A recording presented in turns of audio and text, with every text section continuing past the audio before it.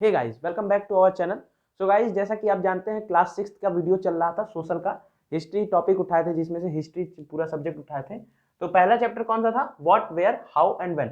हमने पिछली क्लास में देखा क्या था? तो हमने पिछली क्लास में पढ़ा था आपका मूवमेंट ऑफ पीपल, जिसमें हमने ये देखा था कि जो पिछले जमाने के लोग थे वो क्या करते थे, एक जगह से दूसरी जगह मूव करते थे अपने लाइवलीहुड के लिए। ठीक है, तो उसके आगे ये चैप्टर का टॉपिक जो है वो हम पढ़ेंगे नेम ऑफ लैंड्स का। ठीक है ना, नेम ऑफ लैंड मतलब क्या है? इस टॉपिक का मतलब ये है कि जो अपना इंडिया है या भारत, हम अपने जो देश में रहते हैं उसको इंडिया और भारत के नाम से जानते हैं।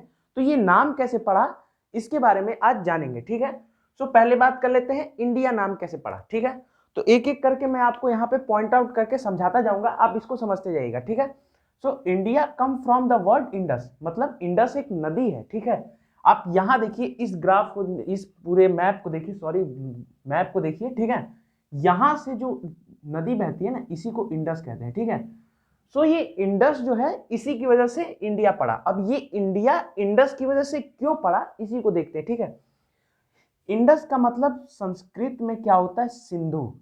आपको ये वन मार्कर के लिए याद रखना है कि इंडस को संस्कृत वर्ड में क्या कहते हैं?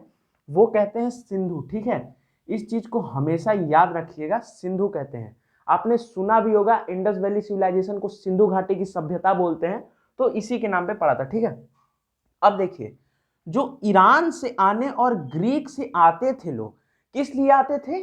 ट्रेड करने के लिए। मैंने पिछली क्लास में, अब आपको तो इस क्लास में वो समझा नहीं सकता हूं जो पिछली क्लास में समझाया था। तो पिछली क्लास में आपको ये समझाया गया था कि मर्चेंट्स जो आते थे ना, वो ट्रेडिंग के लिए आते थे, एक जगह से दूसरी जगह मूव करते थे। मूवमेंट ऑफ पीपल में ये चीज आपको समझाई गई थी। तो ये लोग जो आते थे इंडिया में ट्रेड करने के लिए, ये लोग कहां से आते थे? नॉर्थ वेस्ट की तरफ से आते थे। ठीक है, वो लोग इधर से आते थे ट्रेडिंग के लिए। ठीक है, यहां पे देखिए, इधर से आते थे वो लोग ट्रेडिंग के लिए। ठीक है, अब क्या हुआ? About 25 year ago they are familiar with Indus. वो लोग 2500 साल पहले, ऐसा बताया गया है कि वो लोग पूरी तरह से फेमिलियर हो गए थे। किससे?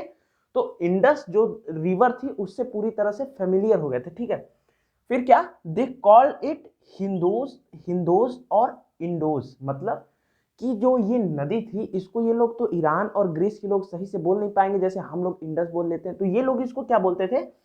हिंदोज।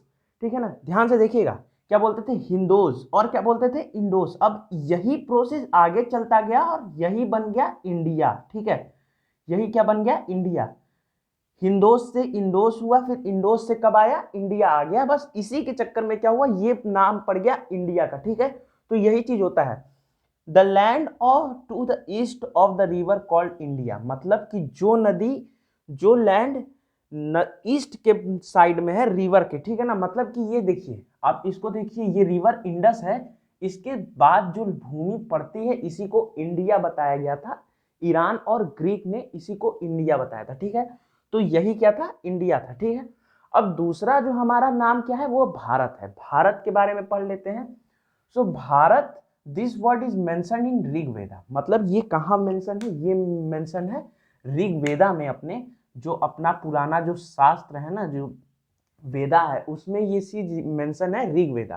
ठीक है, ऋग्वेदा के बारे में क्या है कि ये अर्लीस्ट कंपोजिशन है संस्कृत का। ठीक है ना, ये सबसे पुराना वेद है अपने, मतलब संस्कृत में लिखा गया। ठीक है, ये इसका मतलब कितना साल पुराना है? ये तो कम से कम 35 साल पुराना ये ग्रंथ है। ठीक है, तो इसको वेद कहते हैं, ये ऋग्वेदा है। आपको इसके बारे में याद रखना है कि भारत कहाँ पे लिखा गया है, तो वो है ऋग्वेदा में।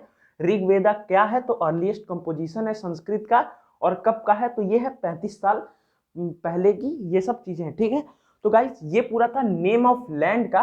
और आगे हम आपको क्या बताने वाले हैं? तो आगे बताने वाले हैं आपसे जो मैन्युस्क्रिप्ट्स होते हैं, स्क्रिप्ट्स के बारे में हम आपसे बात करेंगे।